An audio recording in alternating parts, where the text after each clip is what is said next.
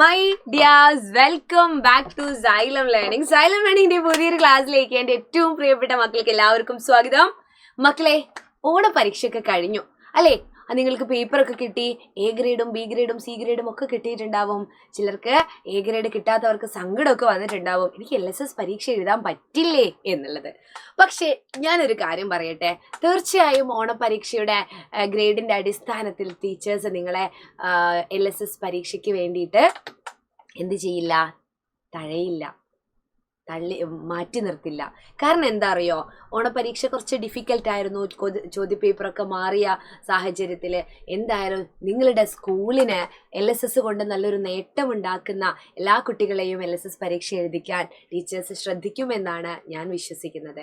അതിനായിട്ട് അവരൊരു screen test ഒക്കെ നടത്തും. ചിലപ്പോൾ നിങ്ങൾക്ക് വരുന്ന പരീക്ഷകളിലും എന്ത് ചെയ്യാം, നല്ല മാർക്ക് സ്കോർ ചെയ്യുകയാണെങ്കിൽ LSS പരീക്ഷ എഴുതാൻ പറ്റൂലേ.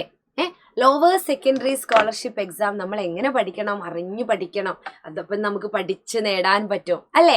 പഠിച്ചു നേടാൻ പറ്റും, ഉറപ്പായിട്ടും പറ്റും. അപ്പോൾ ഇന്ന് ടീച്ചർ വന്നിരിക്കുന്നത് നിങ്ങൾക്ക് വേണ്ട ഒരു വളരെ പ്രധാനപ്പെട്ട, സിലബസ് ഒക്കെ മാറിയാലും ഒരിക്കലും മാറാത്ത ഒരു ചോദ്യവുമായിട്ടാണ്, ഒരു സെറ്റ് ഓഫ് ചോദ്യവുമായിട്ടാണ്.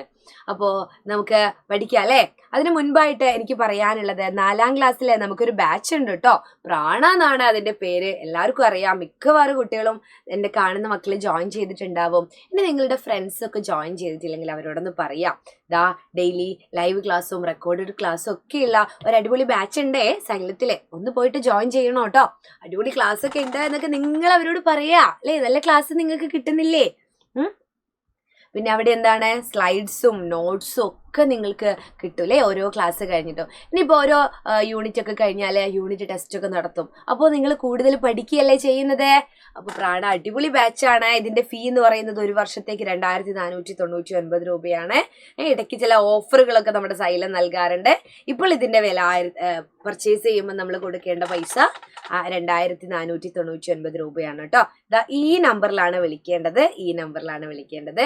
എൻ്റെ കുഞ്ഞുങ്ങളെല്ലാവരും. പിന്നെ വേറൊരു കാര്യം, നമ്മുടെ ചാനൽ എന്ന് പറയുന്നത് ഒരു ഇൻസ്റ്റഗ്രാമിൽ ഒരു ചാനലുണ്ട്, വാട്സപ്പിൽ ഒരു ചാനലുണ്ട്, ഇൻസ്റ്റഗ്രാമിൽ ഒരു പേജ് ഉണ്ട് നിങ്ങൾക്ക് വേണ്ടിയിട്ട്, 4ാം ക്ലാസ്സിലെ മക്കൾക്ക് വേണ്ടിയിട്ട് കേട്ടോ. അപ്പോൾ എല്ലാവരും അതിലെന്ത് ചെയ്യുക, അതിലങ്ങോട്ട് ജോയിൻ ചെയ്യുക. നമ്മുടെ LSSൻ്റെ കാര്യങ്ങളൊക്കെ നിങ്ങൾക്ക് കിട്ടും. 4ാം ക്ലാസ്സിലെ ഓരോ കാര്യവും കിട്ടും. ഇന്ന് ടീച്ചർ പറയുന്ന ആ ചോദ്യം നോക്കാം. എല്ലാവർക്കും അറിയൊക്കെ ചെയ്യാം, മലയാള ഭാഷയുടെ പിതാവ് ആരാണെന്ന് എല്ലാവർക്കും അറിയില്ലേ? തുഞ്ചത്ത് രാമാനുജൻ എഴുത്തച്ഛൻ. പരീക്ഷയ്ക്ക് അഥവാ ചോദിക്കുമ്പോൾ ചിലപ്പോൾ ചെറുശ്ശേരി ആയിരുന്നോ അല്ലേ, കുഞ്ചൻ നമ്പ്യാറായിരുന്നോ അല്ലേ? എഴുത്തച്ഛനാണ് എന്നത് ഉറപ്പിച്ചങ്ങോട്ട് പറയണം. ഇനി പ്രാചീന കവിത്രയം, ഇതൊക്കെ നമ്മൾ എപ്പോഴോ പഠിച്ചതാണ്. ചെറുശ്ശേരി, എഴുത്തച്ഛൻ, കുഞ്ചൻ നമ്പ്യാർ. ആരാണ് പ്രാചീന കവിത്രയം? ത്രയം എന്ന് പറഞ്ഞാൽ എന്താണ്? 3 പേരടങ്ങുന്ന കവികള്. ആരൊക്കെയാണത്? നമ്മുടെ ചെറുശ്ശേരിയും എഴുത്തച്ഛനും കുഞ്ചൻ നമ്പ്യാറുമാണ് പ്രാചീന കവിത്രയം. കുറേ കാലം മുന്നുള്ള അല്ലേ? എന്നാൽ അതിന് ശേഷമുള്ള ഒരു 3 പേരും കൂടെ വരെ ഉണ്ടായി. അത് നമുക്കൊക്കെ അറിയുന്ന, നമ്മുടെ കുട്ടിയും തള്ളയും കുട്ടിയും ഒക്കെ എഴുതിയ, നമ്മുടെ പുഷ്പവാടി എന്ന് പറയുന്ന കൃതി രചിച്ച, വീണ പൂവെഴുതിയ അല്ലേ, കുമാരനാശാനാണ്. ഉള്ളൂർ പ്രേമസംഗീതം എഴുതിയ ഉള്ളൂർ S പരമേശ്വരയ്യരാണ്. വള്ളത്തോളാണ് പിന്നെ ഉള്ളത് അല്ലേ. കുമാരനാശാനും ഉള്ളൂരും വള്ളത്തോളുമാണ് ആധുനിക കവിത്രയം. ഇതും നമ്മൾ അങ്ങ് പഠിച്ച സെറ്റായല്ലോ. എല്ലാവർക്കും അറിയാവേ അല്ലേ? എല്ലാവർക്കും അറിയാവുന്നതുകൊണ്ടാണ് ടീച്ചർ ഇങ്ങനെ പറയുന്നത്. ഇനി ഒന്ന് പറഞ്ഞു നോക്കിക്കേ, പ്രാചീന കവിത്രി ആരാണ്? ചെറുശ്ശേരി, എഴുത്തച്ഛൻ, കുഞ്ചൻ നമ്പ്യാർ. അപ്പൊ ആധുനിക ആരാണ്? ഇതിങ്ങോട്ട് വന്നു. ആരാണ്? ആശാൻ, ഉള്ളൂർ, വള്ളത്തോൾ. എല്ലാവരും ടീച്ചറിന്റെ കൂടെ ഒന്ന് പറഞ്ഞേ, ആശാൻ, ഉള്ളൂർ, വള്ളത്തോൾ. അതാണ് അല്ലേ. ഇനി ഇവർക്കൊക്കെ കുറേ പ്രത്യേകതകളൊക്കെ ഉണ്ട്. നിങ്ങൾ അറിയോ എന്തൊക്കെയാ കുമാരനാശാന്റെ പ്രത്യേകതകൾ എന്നൊക്കെ നിങ്ങൾക്ക് അറിയാമോ? ആശാനെ പറ്റി പറയുകയാണെങ്കിൽ കവികള് ചില വിശേഷണങ്ങളൊക്കെ കൊടുത്തിട്ടുണ്ട് ഈ കവികൾക്ക്. ആശാൻ ആശയഗംഭീരനാണ്. ആശയഗംഭീരൻ എന്ന് പറയുന്ന കവി ആരാണ്? കുമാരനാശാൻ. സ്നേഹഗായകനാണ്. സ്നേഹത്തെക്കുറിച്ച് ഒരുപാട് എഴുതിയിട്ടുണ്ട്. സ്നേഹം അല്ലേ, സ്നേഹത്തെ പറ്റി നിറയെ എഴുതിയത് കൊണ്ടാണ് അദ്ദേഹത്തെ സ്നേഹഗായകൻ എന്ന് വിളിക്കുന്നത്. ആശയഗംഭീരൻ, സ്നേഹഗായകൻ എന്നൊക്കെ അറിയപ്പെടുന്നത് ആരാണ്? നമ്മുടെ കുമാരനാശാനാണ്. ആധുനിക കവിത്രയങ്ങളിൽ ഒരാളാണ് അല്ലേ. പിന്നെ നമ്മുടെ രണ്ടാമത്തെ ആളാരാണ്? ആധുനിക കവിത്രയങ്ങളിൽ രണ്ടാമത്തെ ആള് ഉള്ളൂരാണ്. ഉള്ളൂരിനെ നമ്മൾ ഉജ്ജ്വല ശബ്ദാഢ്യൻ എന്ന് പറയും. അത് മിസ് ഇവിടെ എഴുതിയിട്ടില്ല അല്ലെ. ഉള്ളൂർ ഉജ്ജ്വല ശബ്ദാഢ്യനാണ്. ഉജ്ജ്വല ശബ്ദാഢ്യൻ. നല്ല ഉജ്ജ്വലമായ ശബ്ദത്തിന്റെ ഉടമയാണ് ആര്? ഉള്ളൂർ ഉജ്ജ്വല ശബ്ദാഢ്യൻ. പണ്ഡിതനായ കവി, നല്ല പണ്ഡിതനാണ്, നല്ല അറിവും വിവരവും ഒക്കെ ഉള്ള ആളാണ് ആര്? ഉള്ളൂര്. പിന്നെ ഉല്ലേഖ ഗായകൻ ല്ലേ, ഉല്ലേഖ ഗായകൻ ഉള്ളൂർ. ഉല്ലേഖ ഗായകൻ ഉള്ളൂർ. പണ്ഡിതൻ, അതുപോലെ ഉജ്ജ്വല ശബ്ദാഢ്യൻ, ഉജ്ജ്വല ശബ്ദാഢ്യനും ഉള്ളൂരാണ്. പിന്നെ വള്ളത്തോളിനെ പറ്റി പറയുകയാണെങ്കിൽ എന്ത് പറയാനാ? ശബ്ദസുന്ദരനാണ് വള്ളത്തോൾ എന്നാണ് പറയുന്നത്. ശബ്ദസുന്ദരൻ.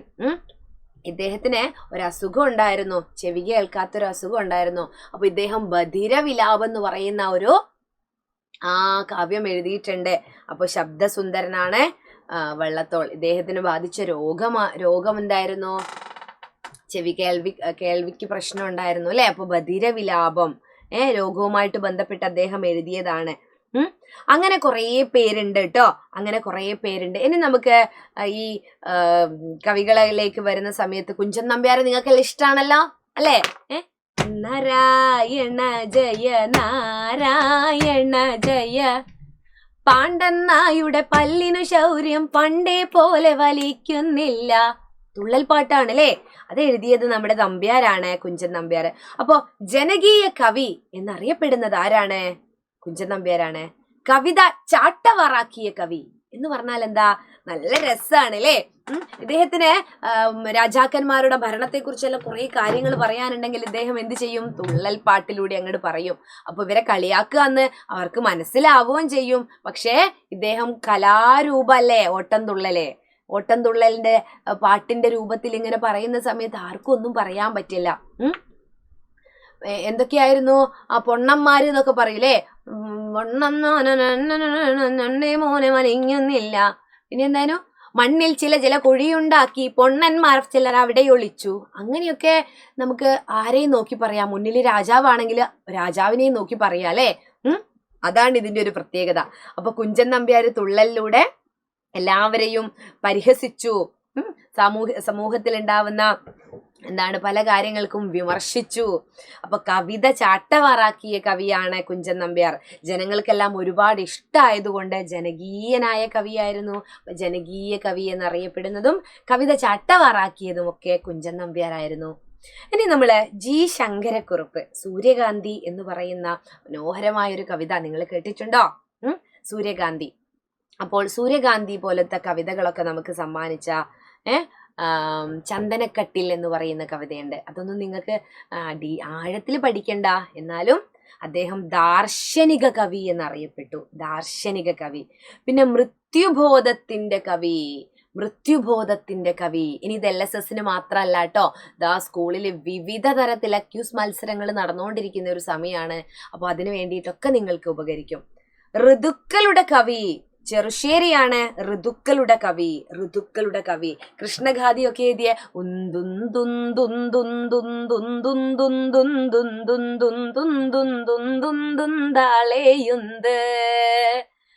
ചെസ് കളിക്കുന്നതിന്റെ ഇടയില് രാജാവിനെ ജയിപ്പിക്കാൻ വേണ്ടിയിട്ടും ചെറുശ്ശേരിയെ പരാജയപ്പെടുത്താൻ വേണ്ടിയിട്ടും ഒരു പാട്ട് പാടിയതായിട്ട് ഓർമ്മയുണ്ടോ? ഇതൊക്കെ നമ്മൾ കഥയായിട്ട് പറഞ്ഞിട്ടുണ്ടേ മുന്നേ. അപ്പോ ആ ഈണത്തിലെ മഞ്ചരി വൃത്തത്തിലെ കൃഷ്ണഗാഥ എഴുതിയിട്ടുണ്ട് ആര്? ചെറുശ്ശേരി. ഗാഥാപ്രസ്ഥാനത്തിന്റെ ഉപജ്ഞാതാവായിട്ട് അറിയപ്പെടുന്നു ആര്? ചെറുശ്ശേരി. ഇനി എനിക്ക് പറയാനുള്ളത് വിപ്ലവ കവി വയലാറാണ്. നല്ല വിപ്ലവ രൂപത്തിലുള്ള വിപ്ലവം എന്ന് പറഞ്ഞാൽ മാറ്റം എന്നാണ് അർത്ഥം. വിപ്ലവം. അപ്പം മാറ്റം കൊണ്ടുവന്ന ഒരു കവിയാണ്, അല്ലെങ്കിൽ തൻ്റെ വരികളിലൂടെ ആളുകളിലേക്ക് അങ്ങ് ഇറങ്ങിച്ചെന്ന കവിയാണ് അല്ലേ ആര്? വയലാർ അല്ലേ. തൂലിക പടവാളാക്കിയ കവിയാണ്. തൂലിക പടവാളാക്കിയത്. കവിത ചാട്ടവാറാക്കിയ കവി ആരാണ്? കുഞ്ചൻ നമ്പ്യാരാണ് കവിത ചാട്ടവാറാക്കിയത്.